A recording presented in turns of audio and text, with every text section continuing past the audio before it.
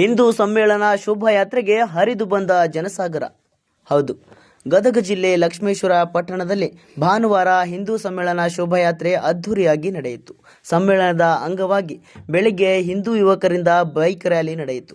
ಸಂಜೆ 4 ಗಂಟೆಗೆ ಪಟ್ಟಣದ ಹಾವಳಿ ಆಂಜನೇಯ ದೇವಸ್ಥಾನದಿಂದ ಪ್ರಾರಂಭಗೊಂಡು ಶೋಭಾಯಾತ್ರೆಯ ಮೆರವಣಿಗೆ ಪಟ್ಟಣದ ಪಾದಗಟ್ಟಿ ಪುರಸಭೆ ಶಿಗ್ಲಿನಾಕ, ಹೊಸ ಬಸ್ ನಿಲ್ದಾಣ, ಗದಗನಾಕ, ಆದಯ್ಯ ಸರ್ಕಲ್ ಮೂಲಕ ತೇರಿನ ಮನೆ ಆವರಣ ತಲುಪಿತು.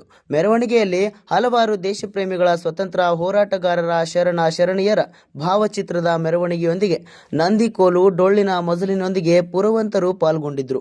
ನೂರಾರು ಮಹಿಳೆಯರು ಕುಂಭ ಹೊತ್ತು ಸಾಗಿದ್ದರು. ಮೆರವಣಿಗೆಯಲ್ಲಿ ಹಿಂದೂ ಸಮ್ಮೇಳನ ಸಮಿತಿಯ ಮುಖಂಡರು, ಶಾಸಕರು ಸೇರಿದಂತೆ ಹಿಂದೂ ಸಮುದಾಯದ ಸಂಘಟನೆಗಳು, ಗುರು ಹಿರಿಯ ಮುಖಂಡರು, ಅಭಿಮಾನಿಗಳು ಪಾಲ್ಗೊಂಡಿದ್ದರು.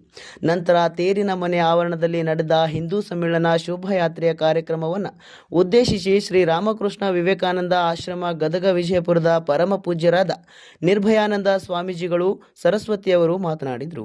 Bureau report, news pulse, Gadag.